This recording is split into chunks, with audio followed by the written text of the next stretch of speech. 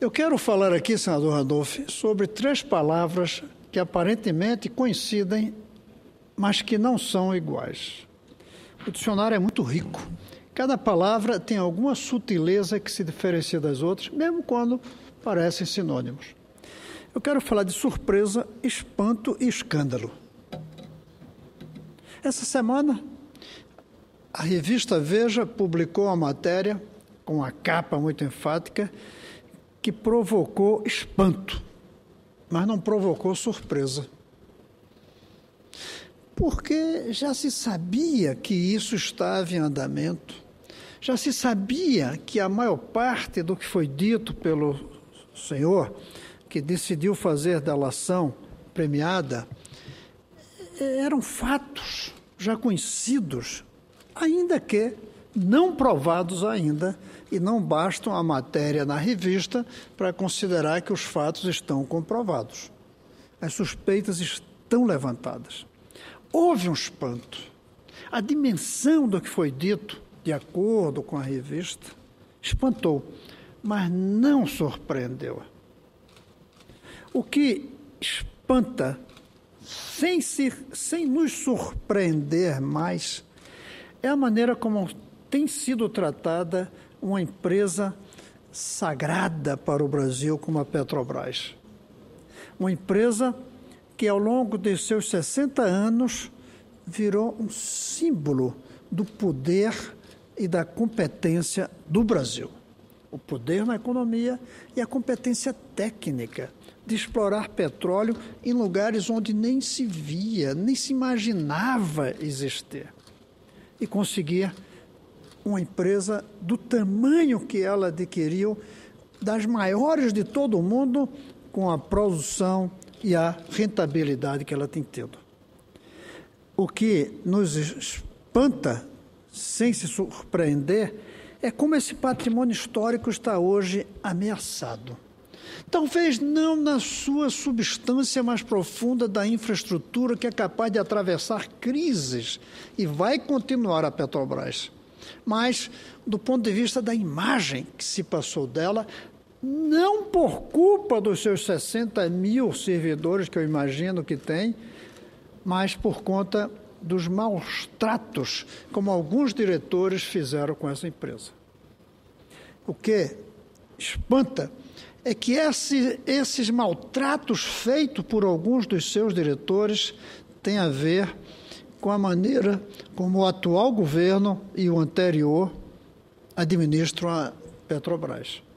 O que nos espanta, e no começo surpreendia, já não nos surpreende, é que o governo foi capaz de usar a Petrobras como se fosse uma propriedade do governo e não da nação brasileira. E o governo como se fosse uma propriedade do partido e não do Estado brasileiro. O que nós vemos e nos espanta é o que se costuma chamar de aparelhamento da Petrobras, como de outras instituições que ainda não estão surpreendendo pelos escândalos, mas que já se sabe que também foram aparelhados. O que nos espanta é que hoje nós temos uma empresa sob suspeição, com o diretor preso e denunciando coisas que, se forem comprovadas, como falemos aqui entre nós, como tudo indica, vai gerar uma crise profunda no processo brasileiro. Mas o que me espanta também é o que não espanta, senador Randolph. O que me espanta é que nós não nos espantamos, por exemplo, com os resultados da educação brasileira no ano de 2013. Não surpreendeu ninguém saber que o chamado IDEB, o Índice de Desenvolvimento da Educação de Base, ou seja, um indicador da nota. Imaginem vocês um termômetro que mede a febre. O termômetro que indica se a escola vai bem ou mal é uma nota de 0 a 10 chamada IDEB. Esse é o termômetro. Diferentemente da febre, que quanto maior piora a saúde. No caso da educação, quanto maior o IDEB, melhor. Esse IDEB vai de 0 a 10, como as notas de nossos alunos, de nossas crianças. Pois bem, a educação brasileira está sendo reprovada. E isso não causa espantos. As denúncias sobre a Petrobras não surpreenderam, mas espantam. As notícias sobre a educação não surpreendem e nem espantam. As notas que eu posso dizer para vocês mostram que no ensino médio, sobretudo, o IDEB de todas as escolas brasileiras, a média é de 3,7. Algum de vocês ficaria feliz se o filho de vocês tivesse uma nota de 3,7? Pois é a nota do conjunto das crianças brasileiras. É a nota da escola que nós estamos oferecendo aos nossos brasileiros. E isso parece que não espantou o Brasil, nem surpreendeu, porque se sabe dessa realidade. Essa nota de 3,7 é ainda menor se a gente considera as escolas públicas, estaduais e municipais, que fica em 3,4 apenas. Melhora quando se tem a escola privada. Mesmo assim, o custo altíssimo delas é 5,4. E melhora um pouquinho mais, e por isso eu defendo tanto a federalização, quando a gente considera as escolas federais de ensino médio, onde a nota vai para 5,6. Mesmo assim, passando de raspão, nota medíocre, não é a nota boa que se quer para um filho da gente. Essa é a realidade do ensino médio. Quando a gente vai para o ensino fundamental, que se divide em primeiros anos e depois nos anos finais, a média é de 5,2, ou seja, raspando. Mesmo assim, quando a gente analisa as públicas, estaduais e municipais, a nota fica em 5,4 e 4,9. Essa é a nota da gente. É verdade que quando olha as públicas federais, nos primeiros anos, a nota vai a 7. Uma nota já que podemos chamar de satisfatória. Já não é mais uma nota de reprovação. Não é ainda o que a gente deveria querer, como queremos para os nossos filhos, um 8, um 9, já que 10 é tão difícil. Mas é 7. E nas particulares, 6,7. Eu lembro aqui que as públicas federais têm um desempenho melhor do que a média das particulares, tão caras como elas são. Mas isso, senhores senadores, senhoras senadoras, não nos espanta. Não nos espanta em que 61% dos municípios não batem metas no fim do ensino médio. Porque o governo definiu metas aonde nós queríamos chegar com o IDEB. Notas medíocres, notas baixas. Ninguém colocou a nota 8 como meta. Ninguém colocou 7 como meta. Uma nota vergonhosinha ali, perto dos 6, e nem assim a gente consegue chegar lá. Dos mais de 5 mil municípios, apenas 2.125 conseguiram alcançar a meta, que, como diz o jornal de onde eu estou vendo, já pouco audaciosas. Eu não diria nem pouco audaciosas, eu diria vergonhosamente medíocres. Metas vergonhosamente medíocres e que nós não atingimos. Eu quero ver um ministro, eu quero ver um deputado, eu quero ver um senador colocar seus filhos em escolas que tenham esse IDEB baixo.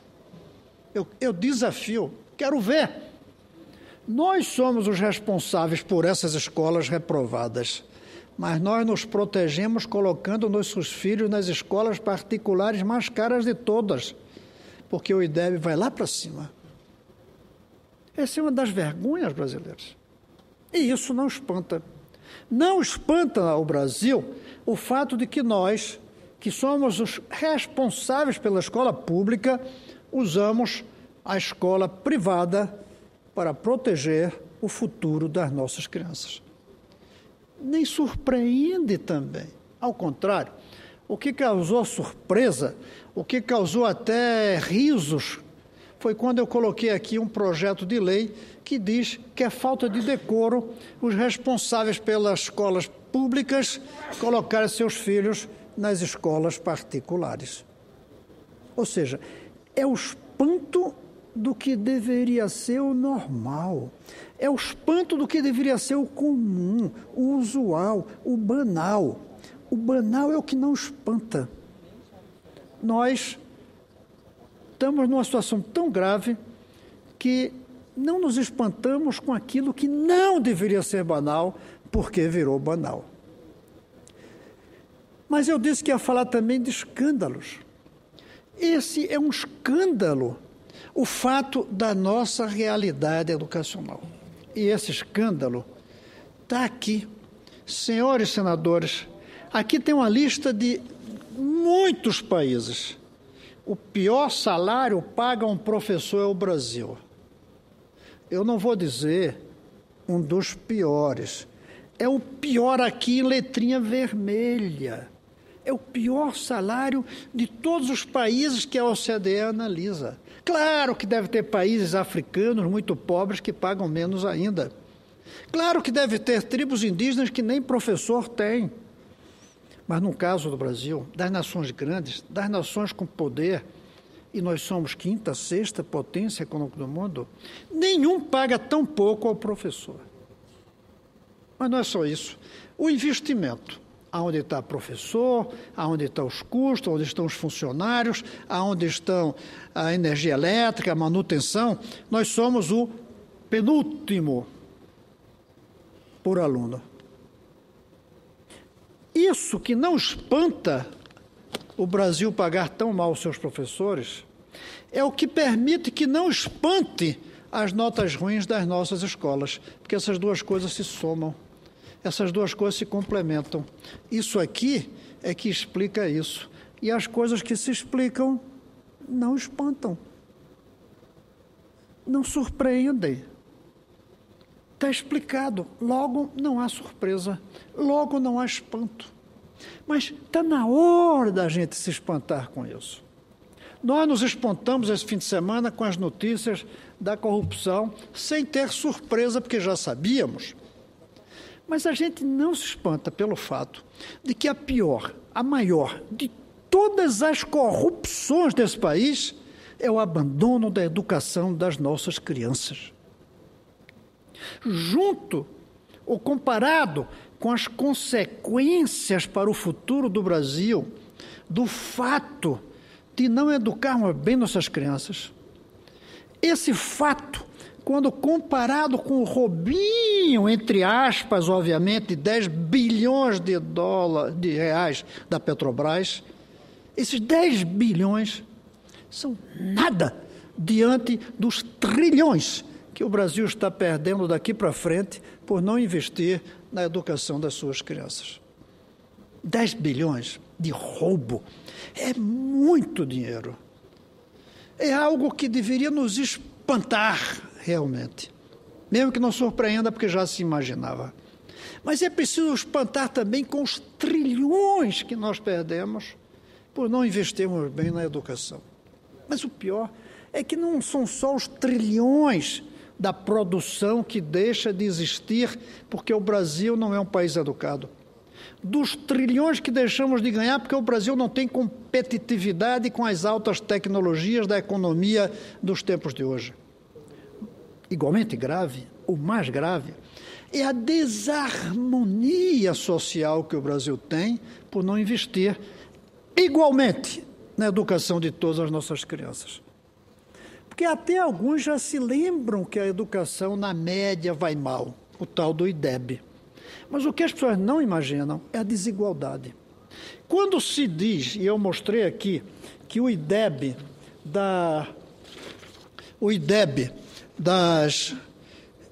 do Brasil é baixo, eu não disse que esse baixo é a média de uma desigualdade muito grande entre quem pode pagar uma escola cara e quem não pode pagar. Quando a gente vê a média das particulares, que fica em 6,7 nos anos iniciais, a gente não está vendo que entre essas particulares, algumas são muito pobrezinhas, são baratinhas. Para onde estão levando seus filhos, classe médias baixas e pobres, para fugirem das greves das escolas particulares? Se a gente for olhar as particulares mais ricas e as particulares mais pobres, ou as federais e as escolas dos pobres, a nossa desigualdade deve ser a maior do Brasil. Eu não disse uma das maiores, a maior, por uma razão muito simples. Os países africanos, a média está lá embaixo, então não tem tanta desigualdade.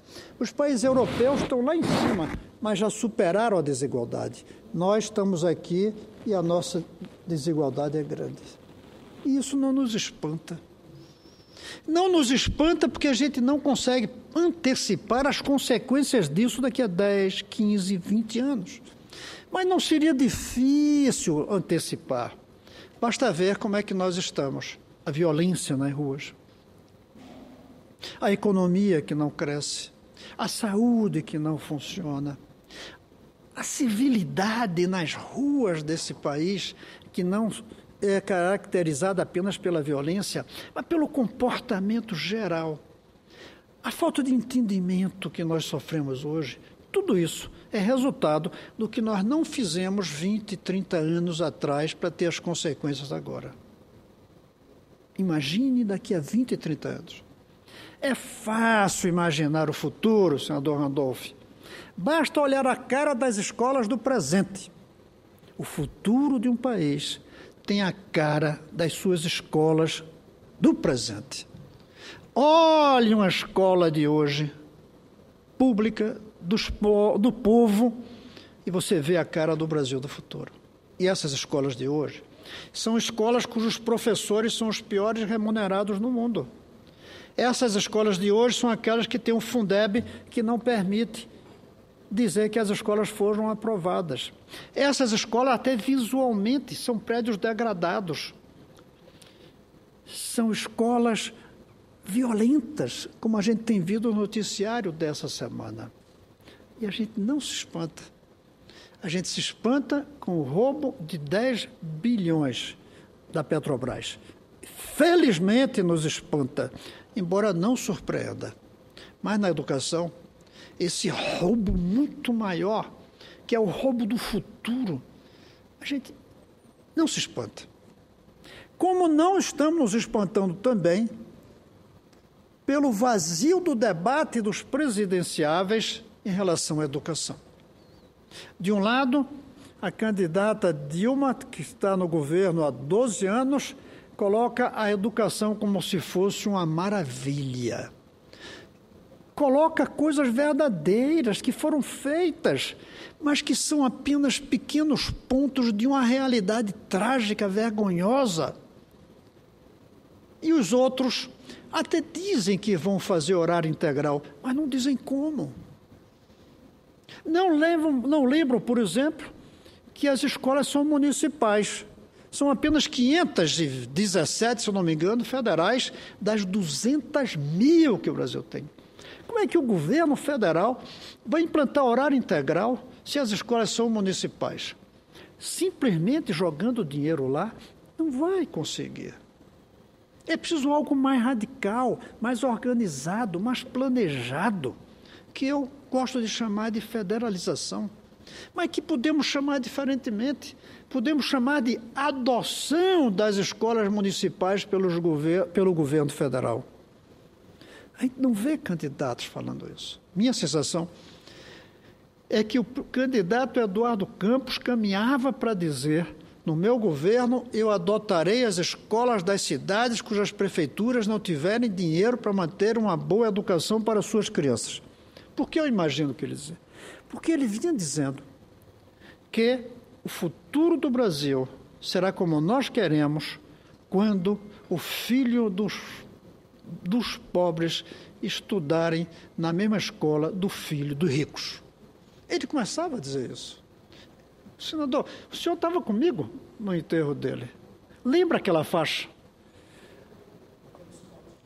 Fizemos foto daquela faixa, uma faixa, senador Nil, bem grande, carregada por um pessoal que tinha uma camisa escrita Sindicato dos Trabalhadores da Educação de Timbaúba, cidade da Zona da Mata. Pois bem, aquela faixa dele dizia isso. Dito de outra maneira, a mesma coisa, invertendo a ordem. Quando os filhos do pobre estudarem nas mesmas escolas dos filhos do rico, o Brasil começará a ser como nós queremos. Ele estava dizendo isso. Não ia demorar, eu acho que ele ia dizer, para isso, as escolas têm que ser federais, porque se deixarmos nas mãos das prefeituras, elas não têm dinheiro e são desiguais. Não tem como ser igual. Eu acho que ele ia dizer, nós, governo dele, adotaremos as escolas das cidades cujas prefeituras não tiverem recursos para dar uma educação de qualidade para suas crianças. A gente não vê ninguém falando coisa desse tipo. E o pior, e isso que deveria espantar, o tema da educação passou a ser vinculado ao pré-sal, senador Randolph. Como se o futuro do Brasil fosse ser resolvido pelo pré-sal. Um grande mito que estão passando para o Brasil. Veja bem, não é mito que o petróleo existe. Isso aí é resultado das pesquisas geológicas que hoje encarregam uma grande segurança. Não é mito que a Petrobras será capaz de tirar petróleo 7.000 metros abaixo do nível do mar. A Petrobras já mostrou que é competente. Não é mito, é possível que o preço do petróleo daqui a 10, 15, 20 anos ainda compense os imensos gastos de tirar petróleo daquelas profundezas. Isso não é mito. O que é mito? É dizer que isso vai resolver problema do Brasil, porque quem diz isso não fez as contas comparando a dimensão de poços de petróleo com o tamanho do Brasil. Nós não somos um pequeno país do Golfo Pérsico, cujo petróleo, proporcional à população, é uma imensa riqueza. Nós somos um país cujo PIB se mede em mais de 4 trilhões de reais por ano. Daqui a 20 anos vai chegar a 6 trilhões e 600 bilhões. Toda a riqueza do pré-sal, que é imensa, é desse tamanho quando comparada com o tamanho do Brasil. Daqui a 20 anos, para ter uma educação razoável no Brasil, nós vamos precisar gastar R$ 9.500 por ano por aluno. Mesmo levando em conta que o número de crianças vai diminuir daqui para frente no Brasil pela mudança do perfil demográfico, nós vamos precisar de 441 bilhões daqui a 20 anos. Pois bem, se tudo der certo no pré-sal, nós vamos conseguir 35 bilhões de reais de royalties, ou seja, 7%. E a gente diz que vai resolver a educação do Brasil com o pré-sal? Não, o pré-sal vai ajudar, mas vai ajudar com uma pequena proporção dos recursos necessários. Os recursos terão que vir dessa riqueza imensa que o Brasil tem na superfície, na produção que nós temos, e não dessa riqueza imensa quando comparada com um país pequeno, mas reduzida quando comparada com a nossa dimensão. Estão vendendo uma ilusão. E isso não espanta porque as pessoas não fazem as contas. As pessoas não fazem as contas do que significa o imenso potencial do petróleo do pré-sal, mas não compara com o muito, muito mais imenso tamanho do nosso querido Brasil. Para nós, muito, ainda é pouco, porque nós somos grandes demais. Estão vendendo ilusão. E a prova de que estão vendendo ilusão, senador Randolph, é que faz um ano, hoje, senador Randolph, que foi sancionada a lei que destina 100% dos royalties do petróleo para a saúde e a educação. 75% para a educação e 25%. Sabe quanto foi colocado até hoje, desde que foi feito? 900 bilhões. Desculpe, 900 milhões. Sabe quanto estava previsto? 4 bilhões e 400. O governo não quis investir. O governo não está cumprindo aquilo que está dizendo na televisão. Os 100% do royalties do petróleo, ou 75% disso, não está indo para a educação, está ficando no tesouro. Não está se cumprindo, ou seja, está se vendendo uma ilusão sem nem ao menos fazer a sua parte. Se cumpríssemos, daria 4 bilhões e meio. Colocamos 900 milhões. Ou seja, uma proporção que eu fiz as contas e é de apenas 13% do que estava previsto. 13%. Imagine se continuar desse jeito. Daqui a 20 anos, que deveríamos ter 35 bilhões, colocássemos só 13%. Então, a gente ia colocar 3,5, 4 bilhões. E precisamos de 441 bilhões. E a gente diz que o pré-sal vai resolver os problemas da educação brasileira e concentra o debate sobre a educação no pré-sal. Ninguém disse até aqui, os candidatos a presidente, quanto vão pagar aos professores brasileiros. Eu não vi um dizer que no seu governo o salário dos professores brasileiros começará a se aproximar dos outros salários. Eu nem falo, senador, do salário de Luxemburgo, que é um valor muito mais alto e que não se compara com a nossa realidade. Um salário de 76 mil dólares. O do Brasil é de 10 mil dólares. Por ano, obviamente. Eu falo se aproximar, por exemplo, da Hungria, ou da Estônia, ou da Polônia, ou da Grécia. Todo mundo fala na crise da Grécia. A Grécia acabou, o salário da Grécia, o salário do professor da Grécia é bem maior que o do Brasil. Nenhum candidato a presidente está dizendo o que é que vai fazer para que se pague bem aos professores. E, claro, ainda menos, nenhum tem coragem de dizer que a gente vai exigir muito do professor também, que vai criar mecanismo para que eles não precisem paralisar greve, deixando as nossas crianças sem aulas. Por um lado, não diz quanto vai pagar, e por outro lado, não diz o que vai exigir. Ou seja, não se fala de educação, se fala de pré-sal. Isso é que devia espantar a gente. Mas não espanta, porque ficou banal. E o que é banal não surpreende. E aí nós vivemos um momento em que a gente fica falando das coisas do dia a dia, das coisas simples, das coisas que não trazem grandes mudanças. Nós falamos do que escandaliza, nós falamos do que surpreende, nós falamos daquilo que espanta, nós não falamos daquilo que é banal. E no Brasil, a péssima educação é banal. E no Brasil, professor ganha pouco, é banal. E por isso não espanta, por isso não surpreende. Por isso, os candidatos a presidente não falam, se calam. Ou falam genericamente que vai ter horário integral nas escolas do Brasil. Não diz como, não diz quanto custa, não diz quanto o professor vai ganhar, não diz que exigência a gente vai fazer aos professores, não diz quais os equipamentos eles vão contar para que a sua aula seja compatível com a realidade desse tempo, cujos alunos exigem muito mais do que quadro negro.